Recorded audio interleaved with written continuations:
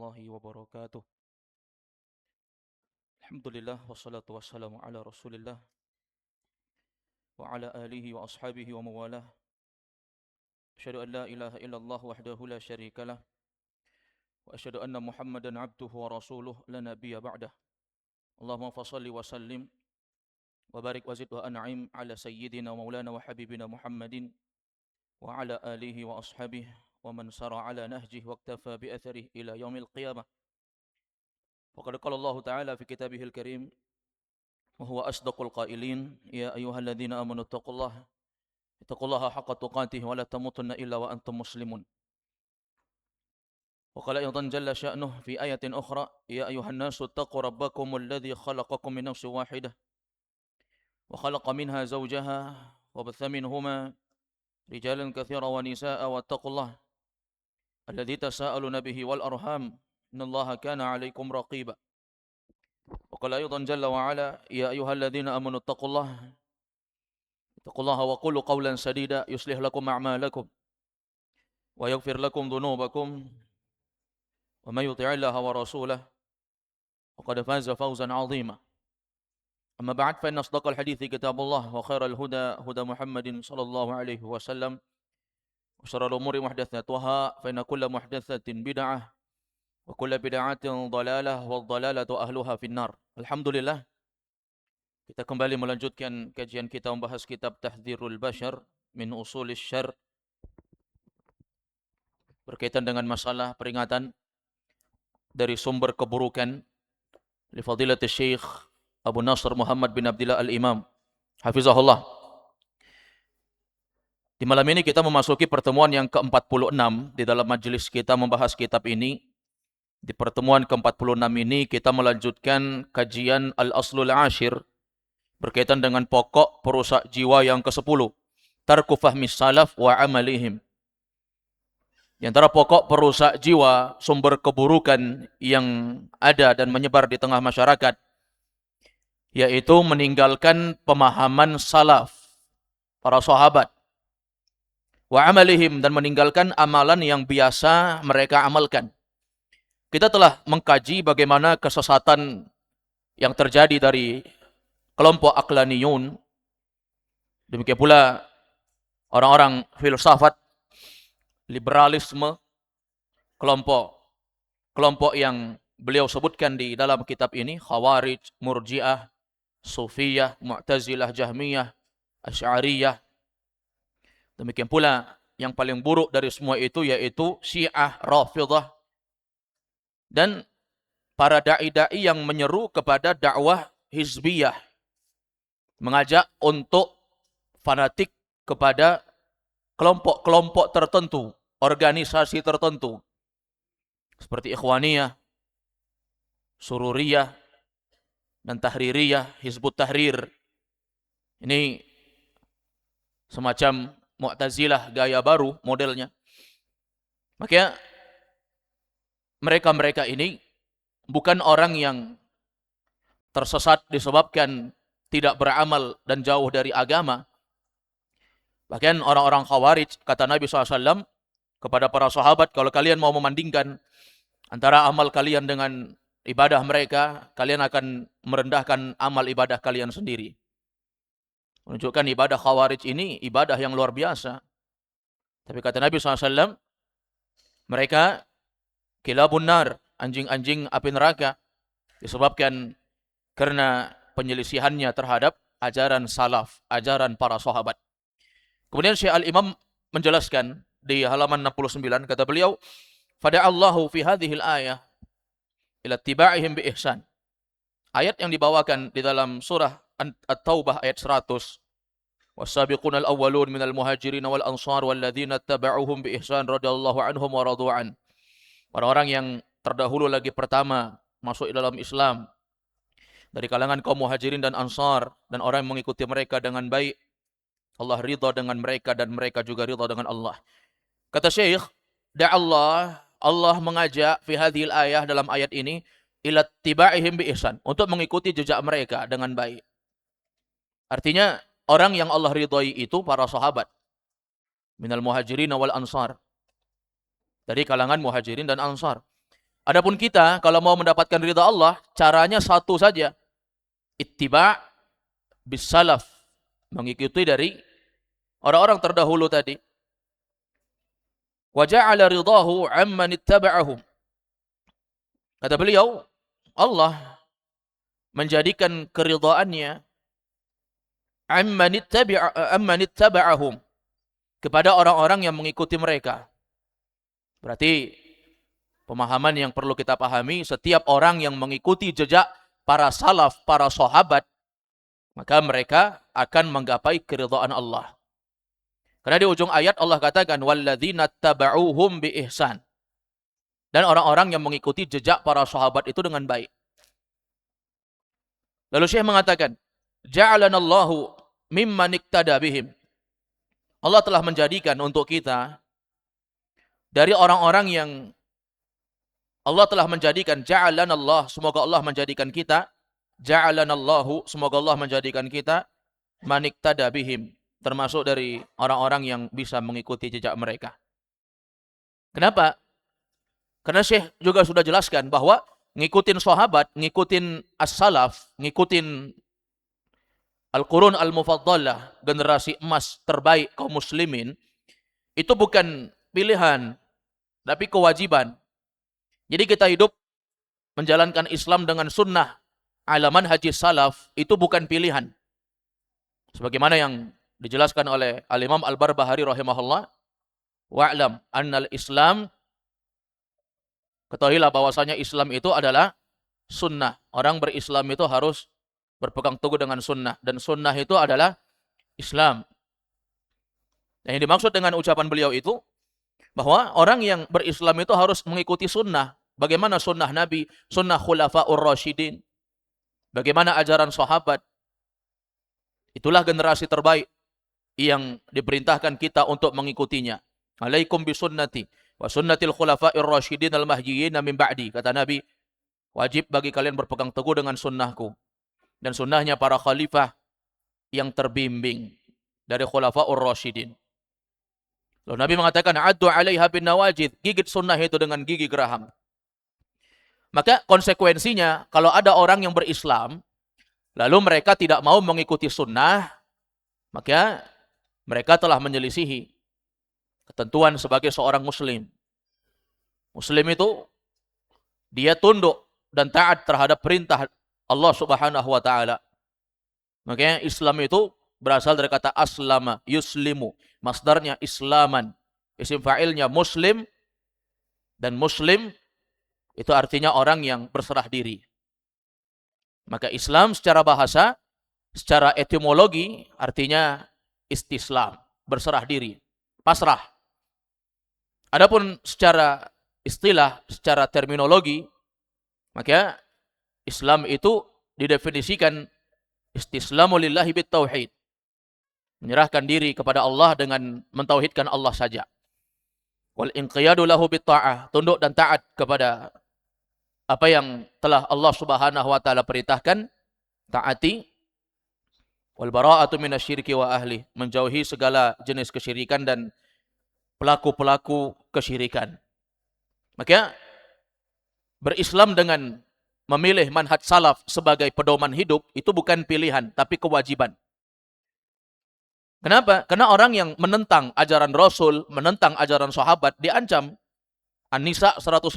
Syekh mengatakan, firman Allah Subhanahu wa taala, "Wa may yushaqiqir rasul min ba'di ma tabayyana lahul huda wa yattabi' ghaira sabilil mu'minin nuwallihi ma tawalla wa nuslihi jahannam wa sa'at masira." Wa may yushaqiqir rasul, siapa yang mendurhakai Rasul, menentang, tidak mengikuti, itu namanya yushaqiqir rasul. Menentang, tidak mengikuti, mendurhakai Rasul, datang dalam bentuk ma'rifah dengan alif lam ta'rif. Yang diinginkan adalah Nabi Muhammad sallallahu alaihi wasallam. Siapa yang mendurhakai Rasul? Termasuk dari mendurhakai Rasul, yaitu menentang ajaran para sahabat beliau sebagai orang yang telah direkomendasikan oleh Nabi. As-sahabatu kulluhum udul, sahabat semuanya orang-orang adil. Min ba'di ma tabayyana lahul huda, setelah jelas kepadanya petunjuk. Jadi dia mendurhakai setelah tahu hukum. Beda cerita kalau orang tidak tahu hukum, apa yang dia buat beda dengan apa yang diajarkan Nabi. Kalau belum tahu hukum jelas, ini ma'fu, ma'dzur. Itu beda cerita. Ini masalahnya mim ba'di ma tabayyana lahul huda. Orang yang sudah sampai hidayah kepada mereka. Petunjuk Nabi tentang halal dan haram. Tentang perkara maksiat dan taat. Tentang tauhid dan syirik. Tentang hak dan batil. Tentang mukmin dan kafir. Jelas. Lalu dia menyelisihinya. Wa yattabi ghaira sabilil mu'minin. Dan mengikuti jalan selain jalannya orang beriman. Yaitu jalannya para sahabat. Dia ikuti jalan selain jalan sahabat. Itu namanya wa yattabi ghaira sabilil mu'minin. Apa kata Allah? Nuwallihi ma tawalla. Kami akan palingkan mereka ke arah yang mana mereka mau pilih untuk berpaling. Wa nuslihi jahannam. Kami akan masukkan ke jahannam. Wa sa'at masira. Dan itu adalah seburuk-buruk tempat kembali. Berdasarkan ayat ini, jelaslah dan selaras apa yang dibilang Nabi. Wa kulla bid'atin dhalalah, wa kulla dhalalatin finnar. Setiap yang sesat itu, setiap bid'ah itu adalah sesat. Setiap yang sesat di neraka. Maka, orang-orang yang mereka sudah tahu hukum di dalam syariat, petunjuk Nabi sudah jelas. Namun mereka menyelisihi ajaran Nabi itu dengan mengikuti jalan selain apa yang diajarkan oleh Nabi, oleh para sahabat. Maka Allah akan semakin palingkan dia. Maka nggak ada ceritanya orang berpaling dari sunnah itu makin baik hidupnya, nggak ada. Pasti makin buruk. Makin banyak pelanggaran syariatnya ketika dia meninggalkan sunnah. Karena tidaklah sunnah itu mati kecuali akan muncul bid'ah-bid'ah yang baru. Nah, tidaklah setiap bid'ah itu mati kecuali muncul sunnah-sunnah di sana. Ini tentu saja perkara yang dimaklumi di dalam syariat. Lalu Syekh Al-Imam mengatakan, "Famadza turidu ba'da hadzal wa'id asyadid?" Lalu apa lagi yang kau inginkan setelah ada ancaman keras ini? Apa lagi yang mau kita mau? Udah sangat jelas ini kata Syekh, bahwa mengikuti manhaj salaf, ajaran-ajaran para sahabat, itu adalah kewajiban. Sudah diancam, siapa yang menyelisihi sunnah Rasul, kami akan palingkan mereka. Ke arah mereka berpaling. Kami tempatkan mereka ke dalam neraka, dan itu seburuk-buruk tempat kembali. Nah, tempat kembali manusia itu dua saja. Imma fis sa'ir wa imma fil jannah. Kalau enggak di surga, di neraka dia. Kalau enggak di neraka, di surga dia. Dua itu saja. Sehingga tatkala orang-orang kafir Allah adili di padang mahsyar, mereka tidak kuat dengan hisab yang Allah tegakkan terhadap diri-diri mereka. Sehingga tatkala seluruh makhluk selain jin dan manusia yang akan masuk di dalam surga atau di dalam neraka, mereka sudah tahu bahwa mereka tidak akan masuk ke dalam surga. Jalannya pasti jalan kedua, yaitu neraka. Sehingga tatkala makhluk-makhluk Allah katakan, kunu turaba, jadilah kalian tanah. Mereka katakan, ya laitani kuntu turaba. Aduhai kiranya Robku, jadikanlah kami sebagai tanah. Minta jadi tanah supaya tidak mendapatkan iqab. Karena mereka tahu, ketika ditegakkan surga neraka itu, mereka tidak akan mungkin untuk masuk di dalam surga. Famadza turidu ba'da hadzal wa'id syadid? Maka apa yang kamu inginkan setelah kamu mengetahui ancaman keras ini? Faqad ja'alallahu hadzal 'adzab bisababi mukhalafatihim. Maka sungguh Allah telah menjadikan hadzal 'adzab, azab ini bisababi mukhalafatihim. Itu disebabkan karena penyelisihan mereka terhadap para sahabat. Jadi kalau kita tanya, apa yang menyebabkan seorang itu dimasukkan ke dalam neraka? Di antaranya, mukhalafah. Mukhalafatus salaf. Meninggalkan, menyelisihi ajaran-ajaran salaf. Wa ja'ala mukhalafatahum dalatun ala musyaqatir rasuli sallallahu alaihi wasallam. Dan Allah juga telah menjadikan penyelisihan kepada mereka dalatun. Itu adalah argumentasi, bukti ala musyaqatir rasul, ya, bahwa kita menentang ajaran Rasul. Jadi menyelisihi berarti menentang. Menyelisihi dalam bentuk apa? Menentang. Nah, kita sering sampaikan sebagaimana ucapan Abdullah bin Abbas tatkala Abdullah bin Abbas berbicara tentang hukum yang telah ditetapkan oleh Nabi. Namun ada sebagian orang yang membenturkan fatwa Nabi dengan fatwa Abu Bakar dan Umar. Kata Abdullah bin Abbas, akhsha an tanzila alaikum hijarah minas sama. Aku khawatir kalian akan dituruni dengan hujan batu dari langit. Aku mengatakan, Nabi SAW mengatakan seperti ini, tapi kalian membenturkannya dengan ucapan, Qala Abu Bakar wa Umar. Umar bilang begini, Abu Bakar bilang begini. Kemudian Syekh mengatakan, Faman ittaba'ahum, fa innama akhadal haqqa wa amila bil kitabi was sunnah. Maka barang siapa yang mengikuti jejak mereka, mengikuti sunnah para sahabat, maka mereka telah mengambil kebenaran dan beramal dengan Quran dan sunnah. Jadi, petunjuk sebaik-baik petunjuk itu adalah petunjuk Nabi. Dan ketika Nabi SAW meninggal, maka agama ini diajarkan oleh para sahabat. Makanya jelas, orang-orang yang mereka mencaci maki para sahabat, ini sudah alamat dari alamat-alamat pokok ciri ahlul bid'ah. Ketika dia mentaan satu saja sahabat, maka dia telah melukai seluruh para sahabat Nabi. Waqad ja'ala ar-rasulu sallallahu alaihi wasallam ittiba'a sahabatihi wa manna alaihim wal makhraj min ad-dhalalat wal fitan wal ahwa. Qala alaihi salatu wassalam, innahu man ya'ish minkum fasayara ikhtilafan katsira. Qalu fama ta'muruna ya Rasulullah? Qala alaikum bisunnati wa sunnatil khulafa'ir rasyidin al-mahdiyyin addu 'alaiha bin nawajid. Rawahu Abu Dawud wa ghairuhu min haditsil Irbad bin Sariyah. Lalu Syekh Al-Imam mengatakan, kata beliau, waqad ja'ala ar-Rasul sallallahu alaihi wasallam, sungguh Rasul telah menjadikan ittiba'a sahabatihi, bahwa mengikuti para sahabatnya, wa manna alaihim, dan Allah telah menganugerahkan ilaihim, nikmat kepada mereka. Karena Allah menganugerahkan nikmat kepada mereka, manna alaihim, yakni Allah Subhanahu wa taala telah menganugerahkan nikmat agar mereka menjadi teladan kepada seluruh kaum muslimin sepeninggal Nabi. Kata beliau, huwal makhraj minal dhalalat wal fitan wal ahwa. Maka itu adalah jalan keluar dari kesesatan, fitnah dan hawa nafsu. Yang benar jamaah, agama ini akan difilter dengan adanya syariat. Syariat dari Al-Quran, demikian pula syariat yang diajarkan, disampaikan oleh Nabi dalam sunnah, atau apa yang diajarkan para sahabat sepeninggal Nabi sallallahu alaihi wasallam. Maka ketika seorang berpegang teguh dengan sunnah, mengikuti jejak para sahabat dengan baik, maka itu makhraj minad dhalalat, dari kesesatan-kesesatan. Sehingga tidak setiap apa yang didengar itu masuk di kepala tanpa filter. Tidak setiap syubhat yang masuk di kepala lalu membuat pikiran rancu, bingung, sehingga yang hak menjadi batil, batil tampak sebagai yang hak. Wal fitan, demikian pula fitnah. Bayangkan betapa banyak fitnah yang muncul. Semakin datang zaman, semakin banyak fitnah yang akan muncul. Dan Nabi SAW menjelaskan demikian. La ya'ti zaman illa walladhi ba'dahu syarrun min, kata Nabi. Tidak akan datang satu zaman kecuali zaman yang akan datang berikutnya itu akan lebih buruk dibandingkan zaman yang sebelumnya. Zaman kita sekarang 2026, ini adalah zaman yang buruk kita anggap.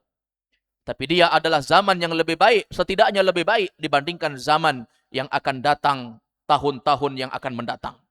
2027, 2028, semakin buruk. Semakin apa? Semakin buruk. Sampai puncaknya tatkala Allah menegakkan hari kiamat, inna min asyratis sa'ah ayyurfa'al ilm wa yathbutal jahl. Sesungguhnya di antara tanda hari kiamat itu akan tegak, kata Allah, maka Allah Subhanahu wa taala akan mengangkat ilmu. Allah wafatkan para ulama. Allah angkat seluruh ilmu. Bahkan mushaf-mushaf yang tercatat di dalam kitab-kitab dan dihafal, Allah angkat sehingga seluruhnya tiada. Wa yathbutal jahl. Dan yang tersisa adalah kejahilan. Kebodohan merajalela di mana-mana. Yang haram dihalalkan dan yang halal justru diharamkan. Fitnah muncul. Kata Nabi SAW, innaha satakunu fitnatun. Sesungguhnya akan datang menimpa kalian fitnah. Thumma satakunu fitanun. Akan datang fitnah-fitnah yang banyak. Satu fitnah muncul, satu fitnah muncul. Ujian-ujian hidup ya yang menerpa, mencoba keimanan. Lalu Nabi SAW mengatakan, al-qa'idu fiha khairun minal mashi, wal mashi fiha khairun minas sa'i. Orang yang duduk tenang-tenang, tatkala fitnah terjadi, dia tidak ikut campur, maka itu lebih baik dibandingkan orang yang dia berjalan. Wal mashi fiha khairun minas sa'i. Orang yang dia berjalan itu lebih baik dibandingkan orang yang berlari-lari kecil, bersa'i. Maka fitnah akan muncul. Wal ahwa, demikian pula hawa nafsu. Hawa nafsu yang menjadikan sesuatu syariat itu harus cocok dengan akal baru diterima.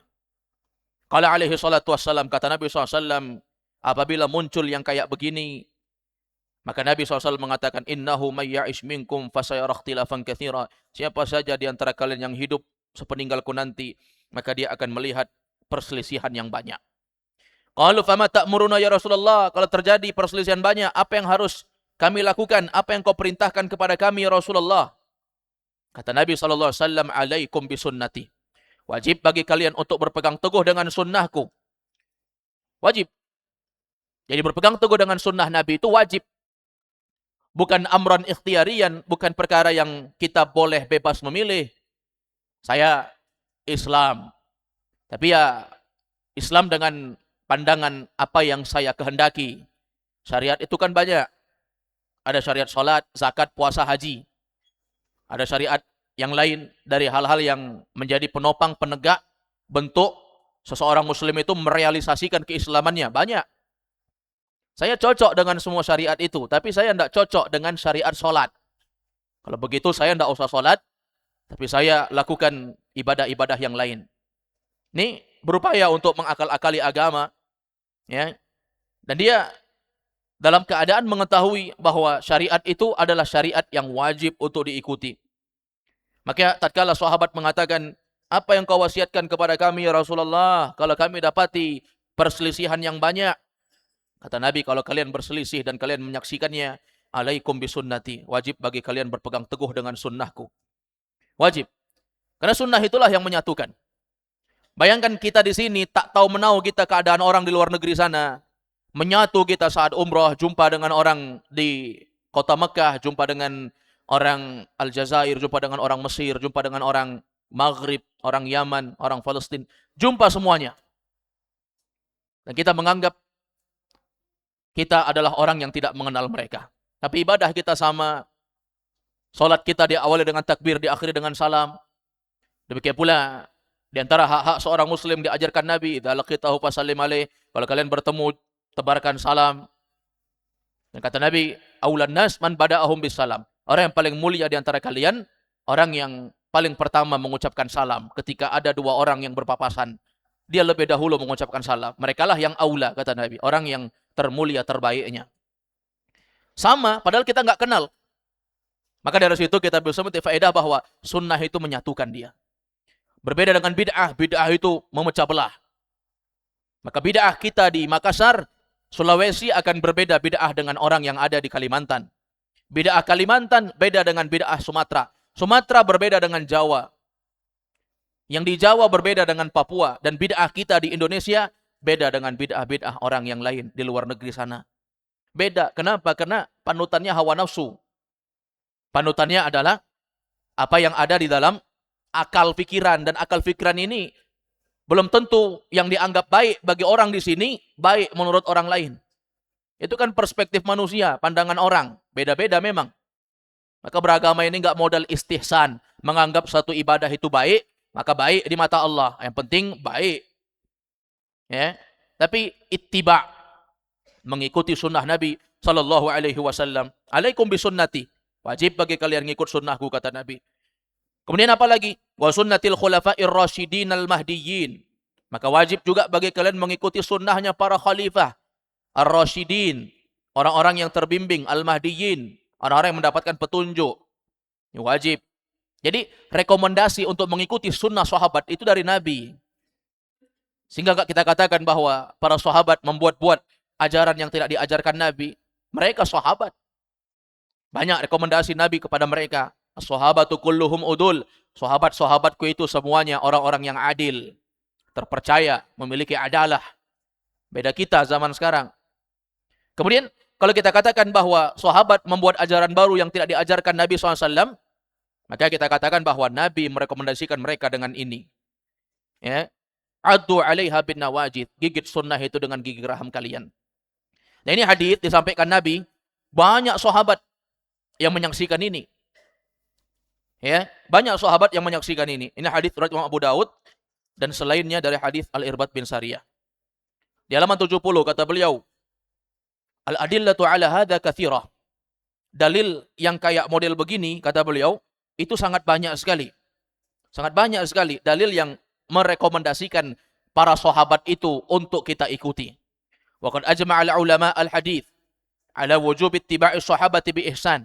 Dan sungguh para ulama telah mengumpulkan hadis akan kewajiban mengikuti sahabat dengan baik.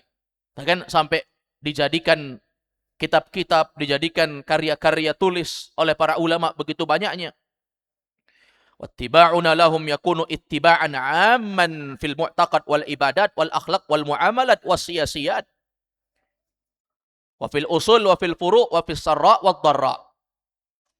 Kata Syekh Al-Imam Hafizahullah Ta'ala, wattiba'una lahum yakunu ittiba'an 'amma, dan mengikuti mereka, pengikutan kita, tunduk taatnya kita kepada ajaran mereka, itu adalah ittiba'an 'amman. Bentuk pengikutan secara universal, umum, global. Kita nggak ngikuti secara khusus hanya dalam masalah ini saja, masalah lain tidak. Ya. Oh, dalam masalah ibadah oke, karena mereka ngelihat Nabi kan. Sementara kita disuruh Nabi, "Shallu kama ra'aitumuni usolli." Salatlah kalian sebagaimana kalian melihat aku salat. Yang ngelihat Nabi salat bukan kita. Hari ini kita nggak nengok Nabi. Kita nggak jumpa Nabi. Yang melihat Nabi secara langsung sahabat. Oke lah kalau begitu. Masalah ibadah kita ikut sahabat. Tapi kalau masalah mu'taqad, masalah sesuatu yang diyakini, akidah. Oh, saya nggak mau ngikutin. Karena akidah mereka berbeda dengan akidah yang sebenarnya. Akidah yang sebenarnya itu apa yang terasa tenang di dalam hati. Ya, apapun itu, dari manapun itu. Itulah yang menenangkan hati kata mereka. Maka dijelaskan bentuk pengikutan seorang muslim kepada para sahabat itu adalah ittiba'an aman, pengikutan secara global, semuanya secara umum, baik mu'taqad, sesuatu yang berkaitan dengan akidah, wal ibadat, ibadah-ibadah, akhlak, muamalah, siasah, politik, wa fil usul, masalah usul, wa fil furu', masalah furu', cabang agama, wa fis sarra'i wad dharra, demikian pula masalah senang atau sulit. Ikuti gimana para sahabat itu kalau mereka senang, gimana para sahabat itu kalau mereka dalam keadaan sulit, bagaimana kalau mereka beribadah, bagaimana mereka berakidah. Wajib kita ikuti ini.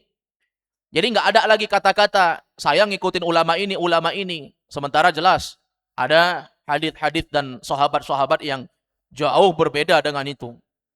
Ini ma'asyiral muslimin wal muslimat a'azzakumullah. Ini adalah pokok pondasi beragama.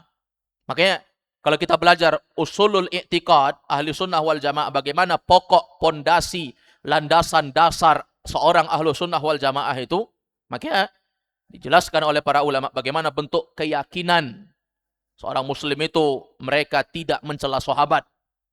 Bagaimana ketundukan mereka untuk mengikuti sunnah para sahabat. Bahwasanya mencela satu saja sahabat itu mencela seluruhnya. Mencela seluruhnya. Wattiba'us salaf huwal qasimah li dhuhuri ahli bid'ah wa tahazzubat. Kata beliau, mengikuti as-salaf para sahabat huwal qasimah, itu akan meruntuhkan, akan mematahkan li dhuhuri ahli bid'ah, kekuatan ahlul bid'ah wa tahazzubat dan kelompok-kelompok hizbiyah. Ini jelas ya. Bagaimana kalau orang berpegang teguh dengan sunnah-sunnah para sahabat, maka itu akan mematikan bid'ah-bid'ah tadi. Sehingga bid'ah-bid'ah itu akan mati. Wa tahazzubat, demikian pula kelompok-kelompok Lianna ahlal bid'ah, karena sesungguhnya ahlul bid'ah wa tahazzubat dan kelompok-kelompok hizbiyah ini yad'una annahum ma'al Qur'an was sunnah. Mereka juga mengaku mereka mengaku mengikuti Quran dan sunnah.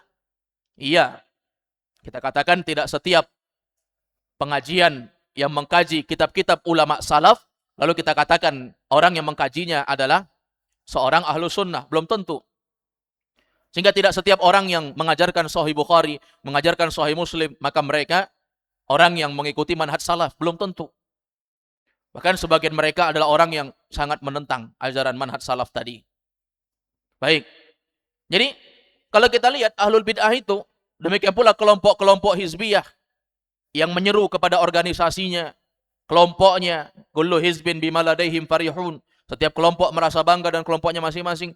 Yad'una ala annahum ma'al Qur'ani was sunnah. Mereka juga menyeru bahwa mereka bersama Quran sunnah. Walakin ala ma yuridun. Tapi mereka melakukan segalanya itu sesuai dengan apa yang mereka mau. Fahum yu'awwilunaha. Itu salah ketik ya. Yang benarnya ada waw di bagian tengahnya. Yu'awwilunaha. Di situ kurang waw di tengah. Fahum yu'awwilunaha. Sebagian mereka ada yang beragama mengikuti Quran dan sunnah tetapi bukan dengan paham sahabat. Sehingga muncul banyak hal-hal yang yu'awwilun, mereka mentakwil-takwilnya, mentakwil-takwil perkara-perkara yang tidak pernah disampaikan oleh sahabat demikian. Ya. Dan takwil ini ada dua, ada takwil lafaz, ada takwil makna. Mentakwil lafaz, merubah lafaz yang datang dirubah kepada lafaz yang lain. Seperti istiwa. Istiwa mereka takwil dengan istaula. Istiwa bermakna al-ulu wartafa'a, Allah tinggi. Mereka mentakwil lafaz istawa dengan makna istaula, menguasai. Jadi dalam ayat thumma istawa 'alal 'arsy atau ar-rahmanu 'alal 'arsy istawa, istawa bermakna istaula. Mereka takwil lafaznya. Baik. Kemudian ada di sana takwil makna. Takwil makna hal-hal yang tidak datang dari Nabi dan para sahabat. Mereka takwil maknanya semacam yad, tangan, mereka katakan kudrah. Ya.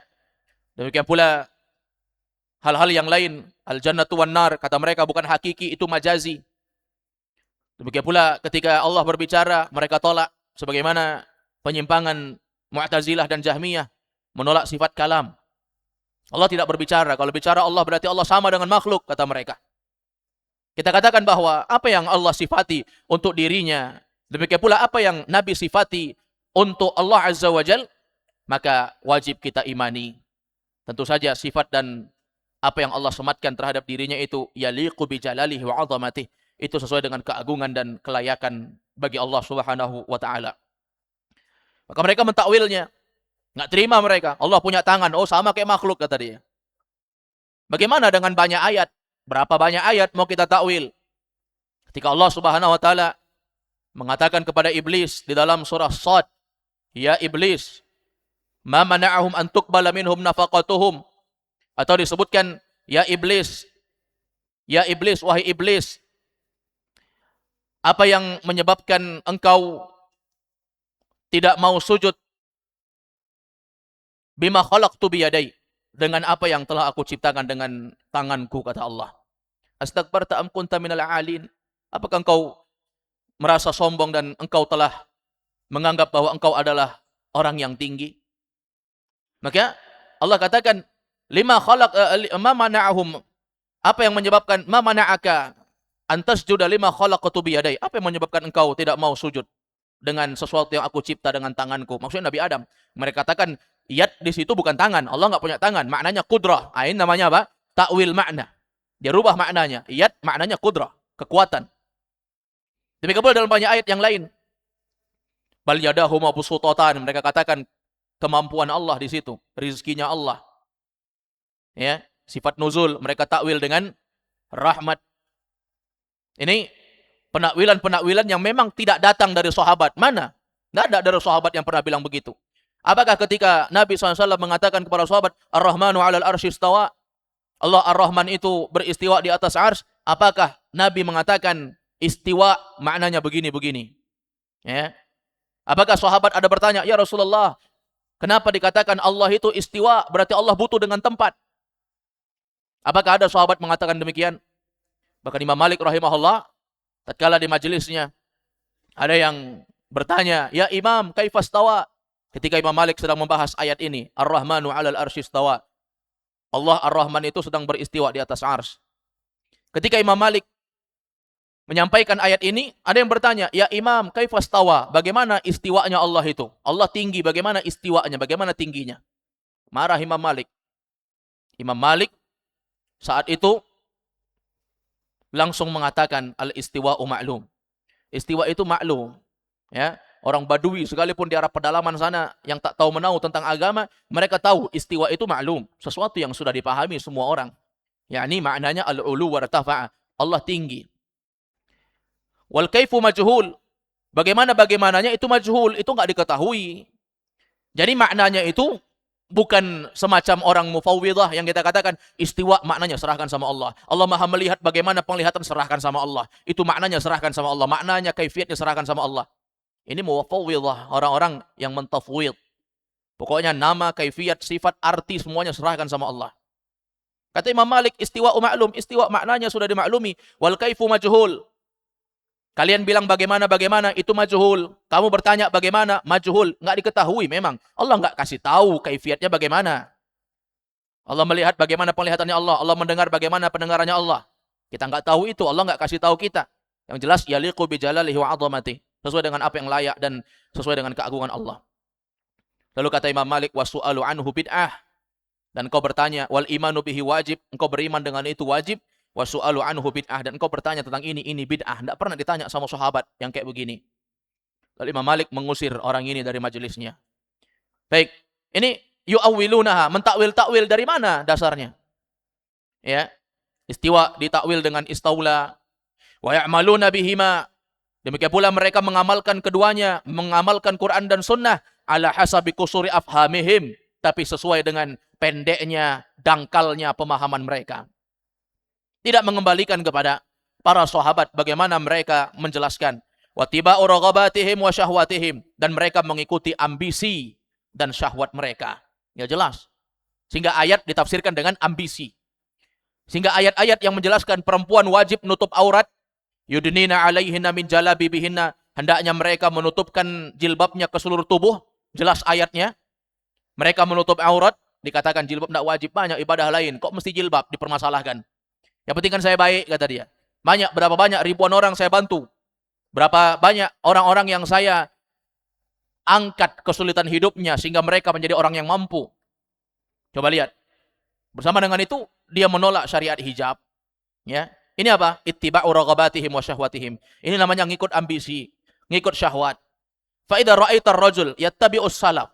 Kalau engkau melihat seorang laki-laki yang mengikuti ajaran salaf, yaitu sahabat, wa yahutsu ala ittiba'ihim, dan dia memotivasi untuk mengikuti mereka. Kalau kita jumpa orang, kata Syekh, dia ngikuti manhaj salaf, lalu dia memotivasi orang untuk mengikuti sahabat, fa'lam annahu khairun, fa'lam annahu ala khairin wa hudan minallah. Ketahuilah dia adalah orang yang berada di atas kebaikan dan petunjuk dari Allah. Maka ciri dakwah sunnah, dakwah salaf, ya, ciri dakwah yang memang mengikuti manhaj salaf, mengikuti ajaran Nabi, yaitu tatkala kita melihat ada orang yang mengajak kita untuk mengikuti para sahabat dan memotivasi manusia untuk mengikuti. Wa idza ra'aitahu yatanaqqasahum, apabila kalian melihat, apabila engkau melihat ada orang yang yatanaqqasahum, ya, yang dia menjelek-jelekkan, yatanaqqasuhum, yang mereka menjelek-jelekkan salaf, menjelek-jelekkan para sahabat, fa'lam annahu aduwwun lillah. Ketahuilah mereka itu adalah musuh bagi Allah wali rasulihi, dan musuh bagi Rasulnya sallallahu alaihi wasallam, walil mu'minin, dan musuh untuk orang-orang yang beriman.